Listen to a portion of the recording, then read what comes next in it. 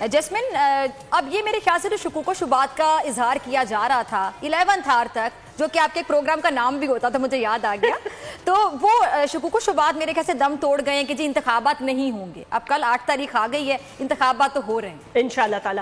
بسم اللہ الرحمن الرحیم۔ السلام علیکم سب کو۔ لغاری صاحب، دانش، احتشام صاحب، فضا، آپ کا بہت اچھا لگا کہ آپ آئیں، اور ظاہر سی بات ہے کہ اٹس این آنر کہ ہم سب اکٹھے ٹرانسمیشن کریں۔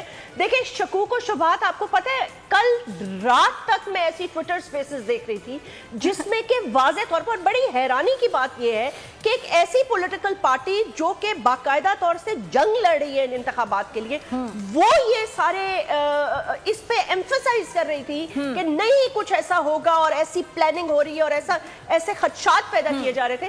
اور 48 آورز پہلے تک بھی مجھے یہ خبریں تھیں کہ لوگ کہہ رہے تھے الیکشنز نہیں ہوں گے، اور میں کنونس تھی اس بات پر کہ الیکشنز ہوں گے، کیونکہ دیکھیں جو پاکستان کے اس وقت اکانومی کے حالات ہیں، جو پاکستان کے دیگر مسائل ہیں، بہت سنجیدہ مسائل ہیں، اس کے لیے ایک الیکٹڈ ایکسپیرینس گورنمنٹ کا آنا اور آ کے افواج پاکستان اسٹیبلشمنٹ کے ساتھ مل کے چلنا اور تسلسل سے چلنا، ایک پیج کے پھٹے بغیر چلنا بہت ضروری ہے۔ اور دیکھیں، پاکستان کے الیکشنز کو پوری دنیا دیکھ رہی ہے۔ آپ ایک کیئر ٹیکر سیٹ اپ کے ساتھ تاحیات تو حکومت نہیں چلا سکتے نا۔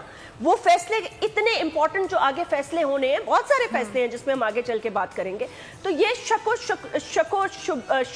پیدا کیا جا رہا تھا۔ اس کی وجہ کیا تھی مجھے نہیں پتا، شاید کچھ لوگوں کی خواہشات تھیں کہ الیکشن ہو، اور کچھ کی تھیں کہ شاید نہ ہو۔ ووٹرز ڈسٹربڈ ہیں، ووٹ بینک ڈسٹربڈ ہے، وہ مارکا شاید نہیں ہوگا جو پہلے تھا، لیکن اس پہ بھی آگے چل کے بات کر لیں گے کہ کس کو کتنا پائے میں سے شیئر ملنے والا ہے۔ سبسکرائب کریں اور بیل دبائیں تاکہ کوئی خبر رہ نہ جائے۔